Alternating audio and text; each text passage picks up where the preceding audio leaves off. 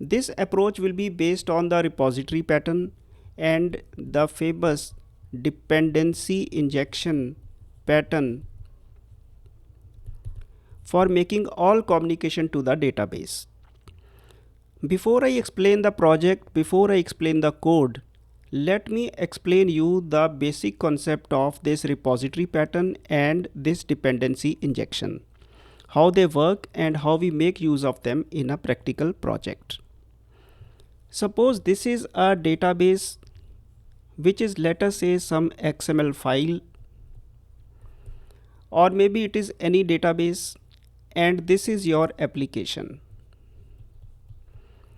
your ASP.NET application, and this application now will make some requests to the database.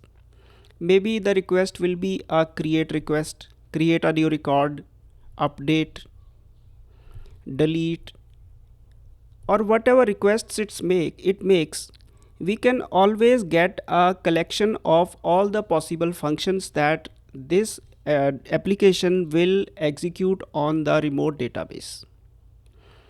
This collection of functions is usually, or it is recommended that it should be put in an interface.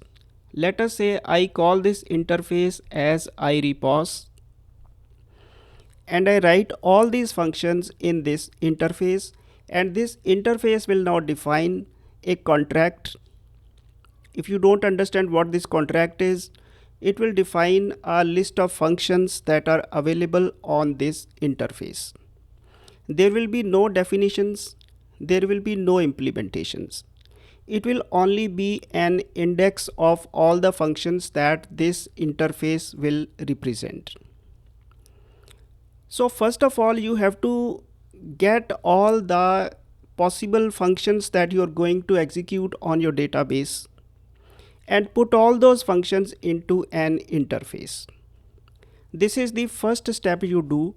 Rather, this is the second step. In the first step, you get your model in place. Model means a table in your database. So first of all, you get a model, write a model, then put all the functionality into an interface, and after that you implement this interface in a separate class.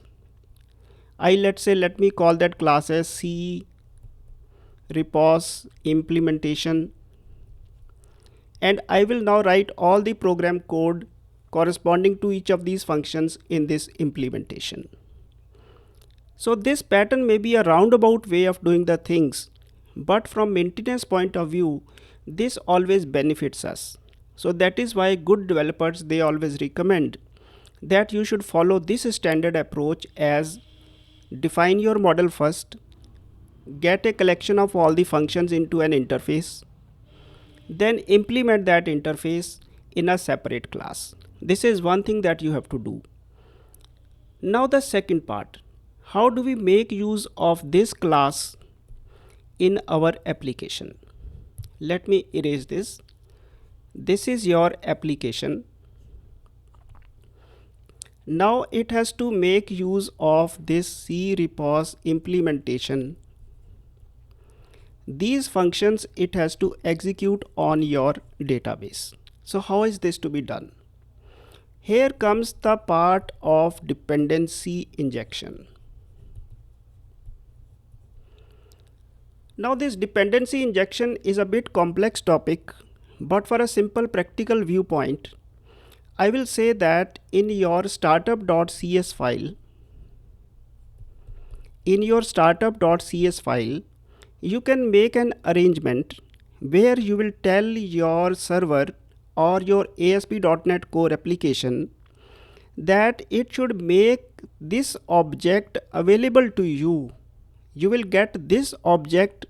The construction is done by the server, by your application, by the system on which you are running your application.